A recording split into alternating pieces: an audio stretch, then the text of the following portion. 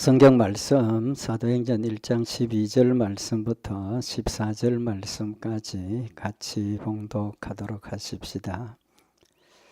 제자들이 감람원이라 하는 산으로부터 예루살렘에 돌아오니 이 산은 예루살렘에서 가까워 안식일에 가기 알맞은 길이라. 들어가 저희 요한은 다락에 올라가니 베드로, 요한, 야고보, 안드레와 빌립, 도마와 바돌로메, 마테와 및 알페오의 아들 야고보, 셀로신 시몬, 야고보의 아들 유다가 다 거기 있어 여자들과 예수의 모친 마리아와 예수의 아우들로 더불어 마음을 같이하여 전혀 기도에 힘쓰니라. 아멘. 오늘 이 말씀은 굉장히 안 중요한 성경이 없지만 굉장히 중요한 의미를 우리에게 교훈하시는 말씀입니다. 결론부터 먼저 말씀을 드리면 이 시점부터 시대가 바뀝니다. 시대.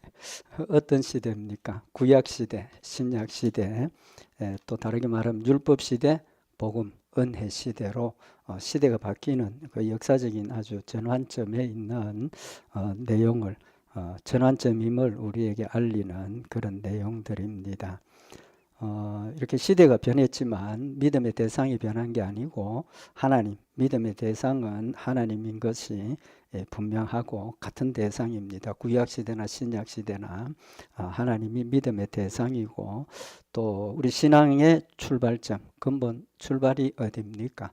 교회라는 겁니다. 하나님께서 이스라엘 백성들에게 출애굽에서 제일 먼저 주신 게 회막이죠. 회막은 성전입니다.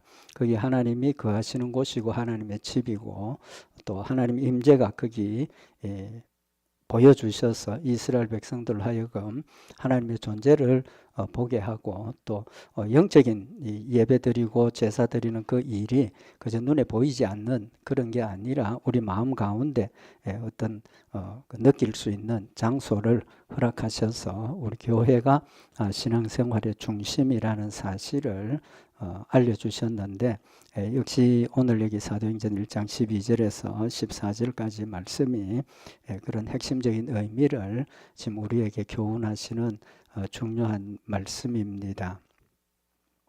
오늘 여기 사도행전 1장 12절에 보면 제자들이 감람원이라 하는 산으로부터 예루살렘에 돌아오니 이 산은 예루살렘에서 가까워 안식일에 가기 알맞은 길이라 라고 기록이 되어져 있습니다.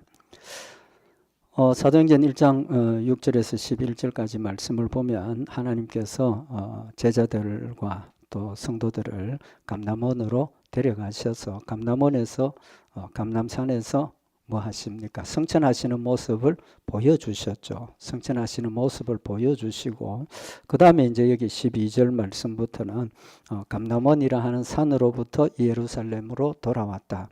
그러니까 예수님 성천하시는 모습을 보고 예루살렘으로 돌아왔습니다. 돌아와서 뭐 했습니까? 거기 다락방에 올라가서 열심히 마음을 같이 해서 하나님 앞에 기도하고 그 결과가 뭘로 나타납니까? 성령의 임하심이 나타나고 성령 시대가 출발되는 그런 선언을 하시는 중요한 그런 의미가 있는 겁니다. 여기 감람원이라 하는 산, 감람산을 이야기를 했는데 왜 감람산이 나오겠습니까? 예수님 거기서 성천하셨습니다. 그죠? 다른 여러 장소가 있음에도 불구하고 그 감람산에서 예수님께서 성천하시는 모습을 보여주시고 제자들을 격려하신 그런 이유가 뭐냐 하면 감람산은 예수님 공생애의 시작점이고 마지막 성천하시는 끝점 장소가 바로 감람산입니다. 그래서 이 감람산이 예수님의 중심지였다. 활동의 중심, 시작이었고 끝이고 활동의 중심이었다는 것은 이제 예수님 시대가 시작이 되었다는 겁니다. 그 예수님 시대가 시작되었다는 건 뭡니까? 다른 말로 표현하면 복음의 시대가 시작이 되었고 은혜의 시대가 되었다는 거죠. 그래서 우리가 구약 시대를 무슨 시대라고 그럽니까? 율법 시대. 그죠? 율법이 중심이 되어서 이 하나님의 백성들을 다스리던 시대고, 이제 예수님이 승천하심으로 말미암아서 하나님께서 계획하셨던 믿음으로 구원받는 복음이 완성이 된 거죠. 예수님 십자가의 죽으심 때문에 하나님께서 계획하신 예수 그리스도를 믿음으로 구원받는, 죄 용서받고 구원받는 역사가 시작이 된 겁니다. 완성이 되고 시작이 된 거죠. 그래서 율법 시대와 이제는 복음 시대, 또 율법 시대와 하나님의 은혜 시대가 시작되는데, 그 중심의 핵심적인 역할을 예수님이 하셨고, 예수님의 사역의 모든 처음과 끝이 시작과 마지막 부활하실 때까지 감람원이라는 그 산을 중심으로 활동을 하셨기 때문에 모든 복음의 핵심이 예수님이라는 의미를 영적으로 지금 우리에게 교훈을 하시는 겁니다. 예수님이 세례를 받은 곳이 어디입니까? 우리 다 알고 있는 것처럼 요한복음 1장에 보면 요한이 예수님이 오시는 걸 보고 하나님의 아들이심을 증거를 하고, 요한복음 1장 28절에 보면 이 일은 요한의 세례 주던 곳 요단강 건너편 베다니에서 된 일이니라 라고 하고, 이튿날 요한이 예수께서 자기에게 나오심을 보고 가로되 보라 세상 죄를 지고 가는 하나님의 어린 양이도다. 이 베다니가 감람산하고 같은 지역입니다. 같은 지역이고, 예수님 공생의 시간 동안 굉장히 감람산에 자주 가셨다는 걸 성경은 기록을 하고 있습니다. 거기 보면 예수님 마지막으로 기도하신 데가 어디입니까? 감람산, 그죠? 겟세마네 동산이 감람산에 있습니다. 그래서 누가복음 22장 39절에 보면 예수께서 나가사 습관을 쫓아 감람산에 가시매 제자들도 쫓았더니 그곳에 이르러 저희에게 이르시되 시험에 들지 않기를 기도하라 하시고, 예수님께서 겟세마네 동산에 마지막 죽음을 앞두고 두려운 그런 마음에 하나님의 도우심을 구하기 위해서 찾아간 곳이 감람산인데, 그 감람산에 가신 걸 뭐로 표현을 했습니까? 습관을 쫓아라고 기록을 하고 있습니다. 습관이라는 게 뭡니까? 습관. 반복해서 하는 일이죠. 그죠? 반복해서 하는 일입니다. 또 익숙한 일도 될 수 있고. 그러니까 예수님께서 감람산에 가신 것이 습관이라고 할 만큼 자주 반복해서 감람산에 가셨다는 걸 우리가 짐작을 할 수 있습니다. 또 누가복음에 보면 21장 37절에 예수께서 낮이면 성전에서 가르치시고 밤이면 나가 감람원이라 하는 산에서 쉬시니 그랬습니다. 그러니까 예수님이 성전에서 가르치시고 밤에는 어디 가서 감람산에 가서 쉬셨다는 겁니다. 쉬셨다는 거죠. 그래서 예수님께서 그 감람산을 아주 휴식도 하고 기도도 하고 영적인 충정도 하고 이런 모든 그런 활동의 중심지였다는 사실을 우리가 알 수가 있습니다. 이 겟세마네 동산도 역시 좀 전에 말씀드린 것처럼 이 감람산에 있는 이제 그런 위치에 있는 지역입니다. 그리고 마지막에 이제 예수님께서 성천하시기 직전에 제자들 베다니 앞까지 데리고 가십니다.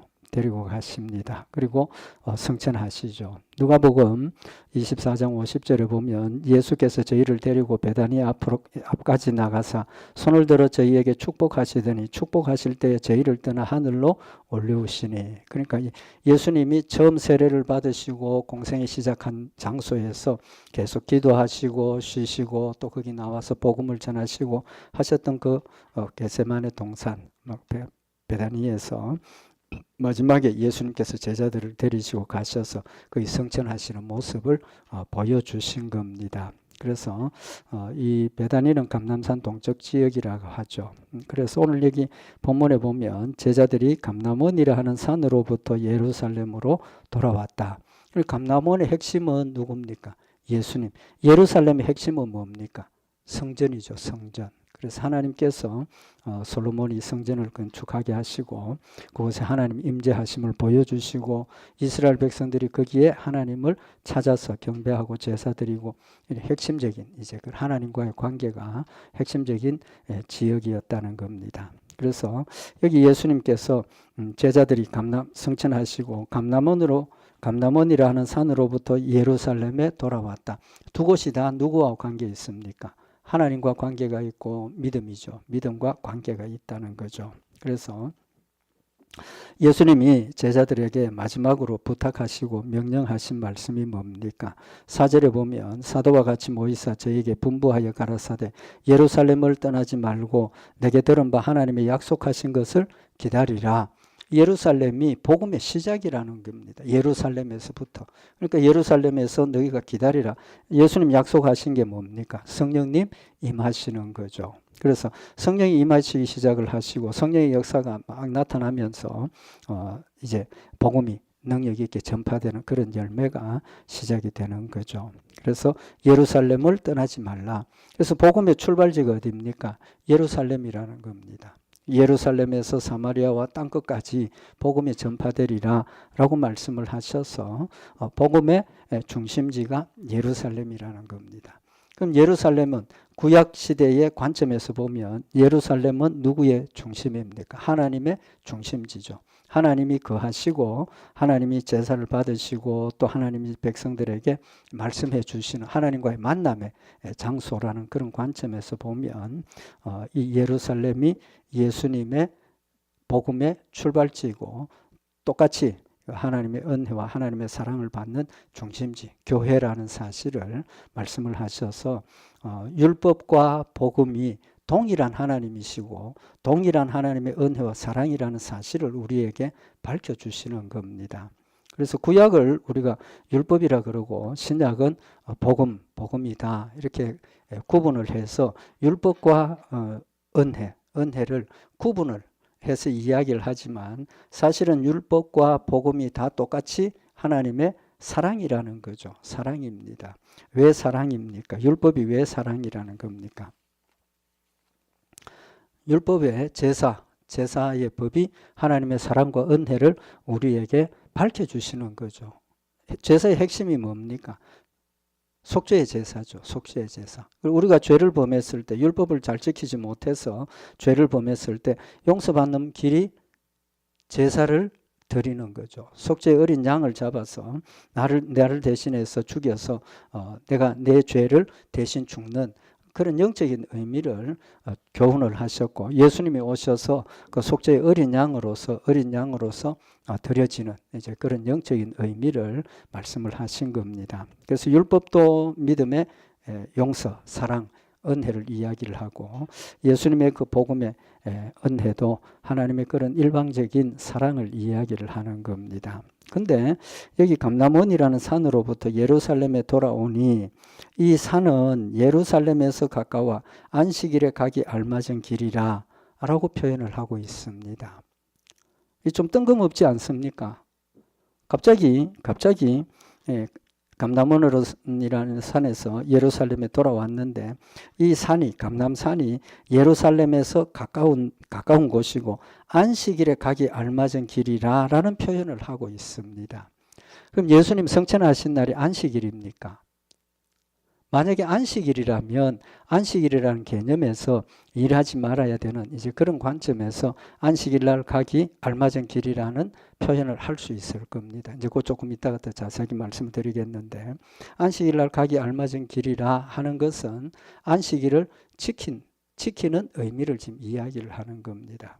근데 예수님이 안식일 날 성천하셨습니까? 아니죠. 안식일 날 성천한 게 아닙니다. 예수님 성천하고 안식일하고 아무런 관계가 없는 거죠. 그런데 갑자기 안식일 날 가기 알맞은 길이다라고 표현을 합니다. 그 표현의 의미가 목적이 뭐냐 하면 이제는 율법 시대에서 복음의 시대로 전환되었다는 사실을 의미를 하는 겁니다. 그 다음에 또 한 가지는 그 이스라엘 백성들이 하나님을 섬긴다고 열심히 율법을 가지고 하나님을 지켰지만 온전하게 하나님이 원하시는 대로 하나님의 기준대로 율법을 지키지 못했다는 사실을 지적해 주시는 의미가 있는 말씀인 겁니다. 그래서 여기 안식일 가기 알맞은 길이라는 이 말씀을 통해서 이제는 율법이 아니라 복음 시대가 되었다는 사실을 한 번 더 명확하게 우리에게 짚어주는 이제 그런 의미가 있습니다. 그럼 여기 왜 안식일에 가기 알맞은 길이라고 표현을 했느냐 하면 안식일의 핵심이 뭡니까? 안식일 지키는 핵심. 안식일 지키는 거. 일하지 않는 겁니다. 그죠? 일하지 말라 그랬습니다. 근데 일하지 말라는 거죠. 그래서 안식일 날은 일 안 하는 날입니다. 근데 예수님 공생애 동안 제일 많이 공격받은 것 중에 하나가 뭡니까? 자기가 하나님의 아들이라고 말씀하신 것도 있지만 안식일 날 뭐 했습니까? 일했다는 거죠. 환자를 낫게 하는 그 자체가 일이라는 겁니다. 일이라는 거. 그러니까 제사장이나 뭐 율법주의자들의 관점에서 보면 하나님의 아들이라고 하는 사람이 안식일 날 일하지 말라 그랬는데 일을 열심히 하고 일하고 있으니까 안식일을 정확하게 정면으로 지금 거역하고 불순종하는 사람이 되어지는 거죠. 근데 사실은 하나님께서 안식일 날 일하지 말라 그랬는데 일 안 하고 됩니까? 안 됩니까? 안 되죠. 그 이제 이 일이라는 개념을 이제 우리가 해석을 하게 되는데 출애굽기 31장 17절에 보면 나 여호와가 엿새 동안에 청지를 창조하고 제7일에 쉬어 평안하였음이라. 하나님이 천지를 창조하시고 일회째 되는 날 쉬셨다는 겁니다. 그러니까 첫째 날부터 여섯째 날까지 천지를 창조하신 그 일이 일이라는 거죠. 일을 하시고 완성하시고 일회째 되는 날 쉬셨다. 안식이라는 것은 거친다는 뜻입니다. 쉰다 그런 뜻입니다. 그래서 일하지 않고 쉰다라는 그런 의미를 이야기를 하는 거죠. 그러니까 안식일을 지키는 핵심이 일하지 않는 겁니다. 쉬는 겁니다. 휴식하는 거죠. 그래서 출애굽기 16장 23절에 보면 모세가 그들에게 이르되 여호와께서 이같이 말씀하셨느니라 내일은 휴식이니 휴식 안식하는 날 휴식이니 여호와께 거룩한 안식일이라 너희가 구울 것은 굽고 삶은 것은 삶고 그 나머지는 다 너희를 위하여 아침까지 간수하라. 그리고 회막 장막 밖으로 나오지 말고 그 안에서 만나 주신 것 먹고 하루 종일 쉬고 안식하라는 이제 그런 말씀이죠. 그래서 출애굽기 23장 12절에 보면 너는 6일 동안에 내 일을 하고 제7일에는 쉬라. 내 소와 나귀가 쉴 것이며 내 계집종의 자식과 나그네가 숨을 돌리리라. 휴식하는 거예요. 육신의 휴식도 하게 하시고 그리고 육신의 휴식을 통해서 하나님 주신 은혜와 사랑과 하나님 주신 축복을 기억하라는 이제 그런 의미를 우리에게 교훈을 하시는 겁니다. 그런데 특별히 이 안식일을 성경은 보면 거룩한 날이라고 구별을 하셨습니다. 거룩한 날. 그럼 일하고 이 거룩하고 개념이 어떻게 연결이 되느냐 하면 안식일 날 일하는 걸 쉬라 그랬는데 그 일은 어떤 일? 세상의 일, 나의 일, 인간의 일들을 쉬라는 거죠. 그럼 쉬면 인간의 일은 쉬면서 뭐 하는 겁니까? 하나님 만나 주시고 그 전날 안식일 전날 하루 먹을 거 다 모아가지고 장막 안에서 식구들끼리 하나님 주신 만나를 먹으면서 휴식을 취하고 하나님 주신 사랑과 은혜를 기억을 하고 또 하나님께 감사하고 하나님께 영광 돌리는 그런 날이라는 거죠. 그리고 거룩한 날이라 그랬습니다. 그래서 출애굽기 35장 2절에 여섯 동안은 일하고 제7일은 너희에게 성일이니 여호와께 특별한 안식일이라 무릇 이날에 일하는 자는 죽일지니 라고 말씀을 하셨습니다. 그래서 개념이 일 안 하는 것은 세상 일을 안 하는 것이고 안식일 날은 하나님의 일만 하라는 겁니다. 하나님의 일만 하라. 그런 의미를 우리에게 교훈을 하시는 겁니다. 그래서 안식일 날 일하면 죽이라고까지 철저하게 구별을 하신 거죠. 그렇다면 안식일은 누구의 날입니까? 하나님의 날이고 엿새 동안 주신 날은 우리에게 맡겨주신 우리의 날이라는 겁니다. 근데 하나님께서 명령하신 대로 안식일 날 일 안 하고 살 수 있습니까? 없습니까? 없죠. 심지어 예수님께서 환자들 낫게 하는 걸 보고 일한다 그랬는데 예수님께서 그럼 너희가 가축, 너희 집에서 기르는 가축이 물에 빠졌는데 그거 안 건져내느냐? 그 건져내는 것조차도 일이라는 겁니다. 그 정도로 일에 대한 말씀을 드리고 그러면 더 중요한 게 뭐냐 하면 안식일 날 그럼 가만히 있으라 그랬는데 집안에 가만히 있으라 그랬는데 그게 출애굽해서 광야길을 가는 동안은 가능한 일입니다. 그죠? 근데 안식일 날 사람들이 자기 집에만 가만히 앉아 있고 하루 종일 집에 있을 수 있습니까? 없습니까? 있을 수 없죠. 우리 한국에서도 이 주일 지키는 문제가 그런 초창기에는 이게 문제된 적이 있었습니다. 주일날 차 타고 어디 가는 것 주일 범하는 것이다. 그래서 동네 교회를 찾아가고 심지어 우리 교단이 나누어진 이유 중에 하나가 외국에서 선교사님이 주일날 도착을 했는데 그 라이드하러 나간 그 주일날 일했다는 거죠. 일했다는 겁니다. 그 율법을 아주 지키지 않았다. 이런 문제들이 생겼다는 겁니다. 그러니까 실제로 율법 시대, 구약 시대에는 이게 더 엄격하게 이야기가 된 거죠. 이제 그런데 일하지 말라 그랬는데 일 안 하고는 안 되죠. 일할 수밖에 없습니다. 그러니까 어떻게 머리를 굴리느냐 하면 잔머리를 굴리는 거죠. 일이라는 것이 뭐냐는 개념을 설정을 하기를 시작을 합니다. 하나님께서 일하지 말라는 하신 것은 우리 모든 일들을 다 이야기를 하신 건데 어떤 것은 일이 되고 어떤 것은 일이 안 된다. 이런 일의 한계를 인위적으로 설정을 하게 되는 거죠. 그래서 성경에 보면 제자들이 안식일 날 밀밭 사이를 지나가면서 밀이삭 이렇게 비벼서 먹은 거 일했다. 밀이삭 비빈 게 뭡니까? 추수했다는 거죠. 그래서 밀밭 사이를 지나갈 때 이삭이 패기 전에는 안식일 날 얼마든지 밀밭 사이를 지나가도 되는데 이삭이 패기 시작을 하면 지나가지 말아야 된다는 거예요. 왜? 지나가다 보면 나도 모르는 사이에 나한테 밀이삭이 부딪혀서 떨어지면 그 추수한 게 되는 거죠. 추수하니까 일이라는 개념입니다. 하나님의 일이라는 개념에서 하나님의 기준에서 판단해야 함에도 불구하고 인간적인 기준을 가지고 이게 일이다 아니다 이런 결정을 하게 되는 거죠. 특별히 오늘 여기 안식일에 가기 알맞은 길이라 하는 의미가 뭐냐 하면 안식일 동안 어느 만큼 거리 지금으로 이야기하면 한 1km 정도 1km 정도 가는 것은 일이 아니고 그 넘어가면 일이라고 규정을 한 겁니다. 왜 그런 규정을 하느냐 하면 민수기에 보면 제사장들 레위인들에게 기업을 주는데 너희가 레위인들에게 줄 성읍들의 들은 성벽으로부터 밖으로 사면 2,000규빗 을 레위인에게 주라는 겁니다. 그래서 성을 중앙에 두고 성밖 동편으로 2,000규빗, 동서남북으로 2,000규빗을 주라는 거죠. 그 다음에 이제 도피성 아시죠?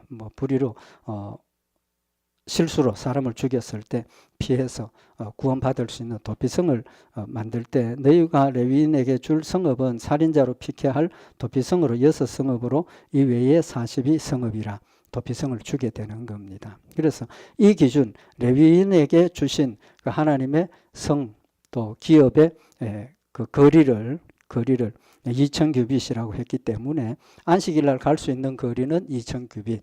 그래서 어떻게 하느냐 하면 도시락을 하나 싸가지고 아침에 출발을 해가지고 2,000규빗까지 가가지고 거기서 점심 도시락 먹고 그럼 점심 먹은 거니까 또 가는 거죠.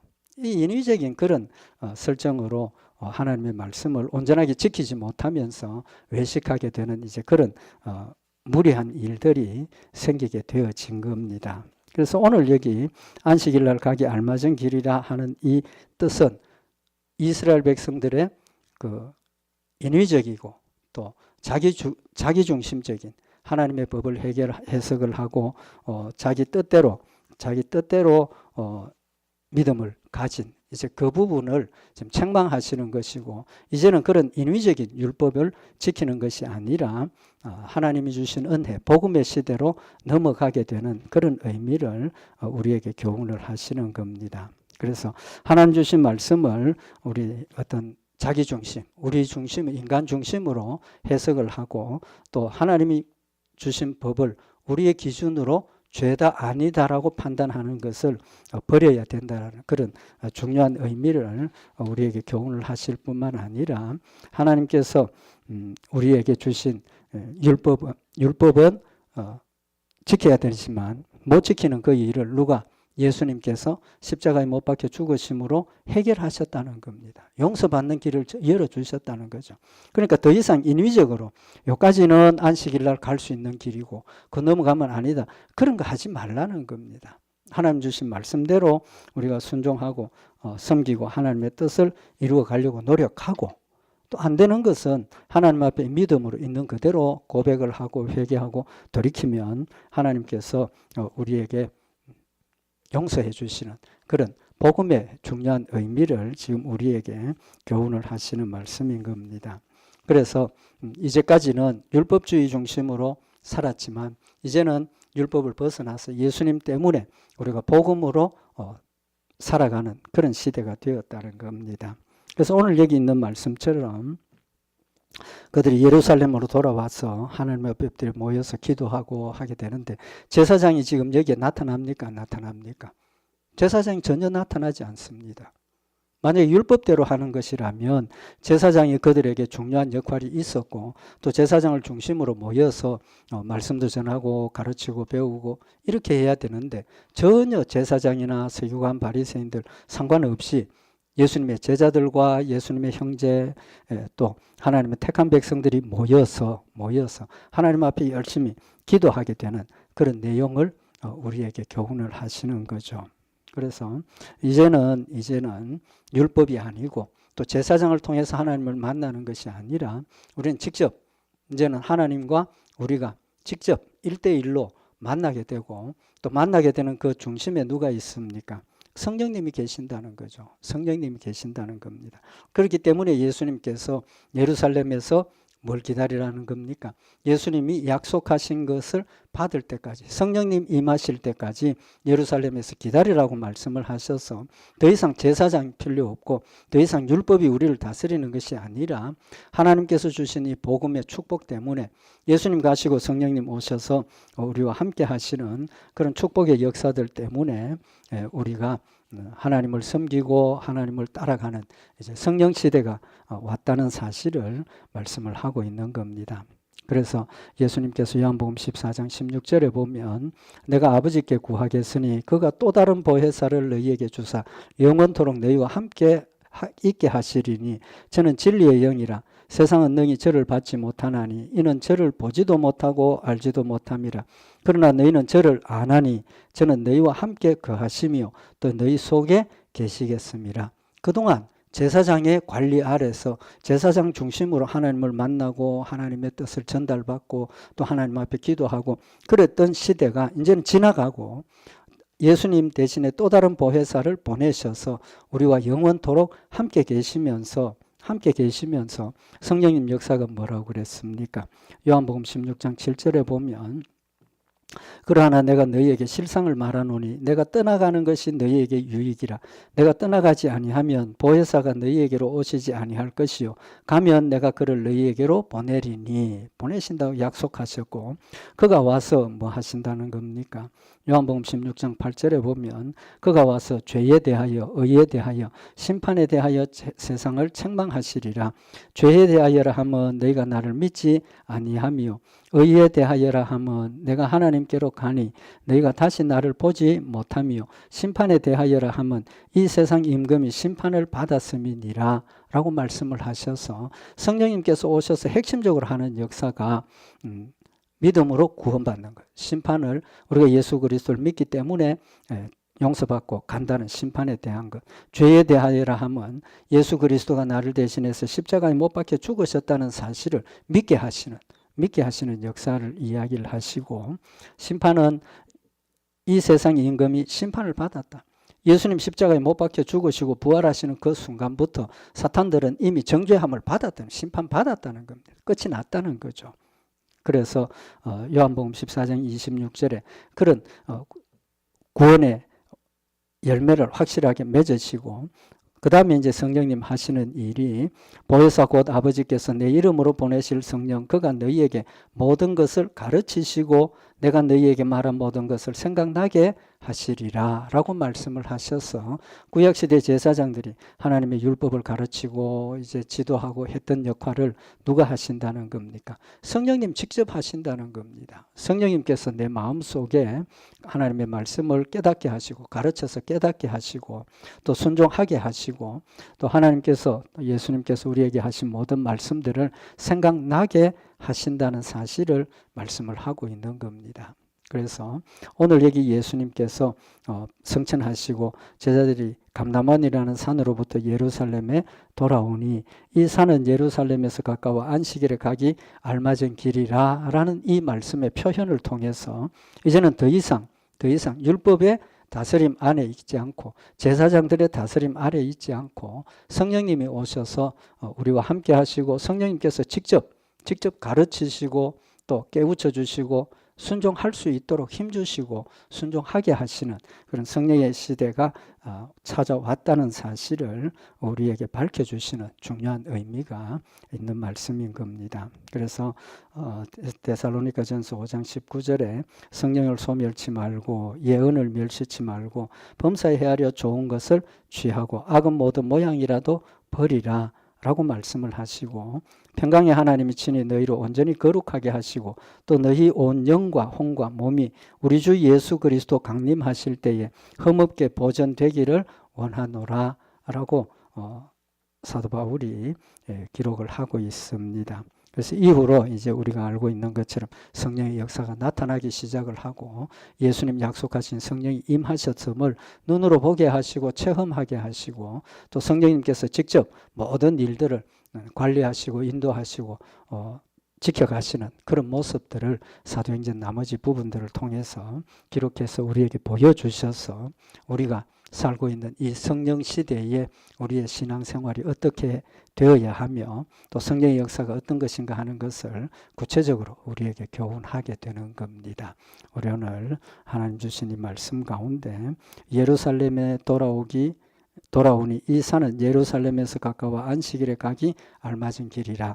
안식일에 가기 알맞은 길이라는 것은 하나님의 율법을 임의로 자기 편리한 대로 하나님 죄를 죄 아닌 것으로 바꿔놓기 위해서 인간적인 그런 잘못된 역사였고 이제는 우리가 그런 노력할 필요 없이 모든 죄를 믿음으로 이미 다 용서받았다는 겁니다. 하나님의 복음과 하나님의 용서와 사랑 우리 다시 한번 마음에 새겨서 우리가 해야 할 일은 성령님께 깨우쳐 주실 때 믿음으로 인정하고 회개하고 또 성령의 역사로 깨우쳐 주셨을 때 자기를 부인하고 자기 십자가를 지고 하나님을 사랑하며 섬기는 일이라는 것 다시 한번 마음에 새겨서 하나님 성령으로 우리에게 역사하심을 믿음으로 우리가 따라가고 성령의 역사를 소멸치 않고 또 예언의 말씀을 우리가 마음에 새겨서 주의 뜻을 잘 이루어가는 우리 복된 교회와 우리 성도들 되시기를 바랍니다. 우리 기도드리십시다. 사랑의 하나님 아버지, 더 이상 율법이 우리를 다스리는 것이 아니라 성령님 우리와 함께 하셔서 예수 그리스도를 믿게 하셔서 죄의 굴레에서 벗어나게 하시고 하나님의 자녀가 되게 하셔서 하나님 주신 기쁨과 감사로 하나님 뜨겁게 사랑하며 주를 섬기게 하셨음을 다시 한번 마음에 새기는 시간이 되게 하시고 성령의 역사를 늘 깨닫고 성령의 역사를 따라 순종하며 하나님의 말씀을 섬기며 하나님의 말씀대로 뜻을 이루어가는 복되고 아름다운 믿음의 열매들이 되도록 주님 인도하시옵소서. 성령의 능력으로 늘 승리케 하실 줄 믿고 감사드리오며 우리 주 예수 그리스도의 이름으로 기도드리옵나이다. 아멘.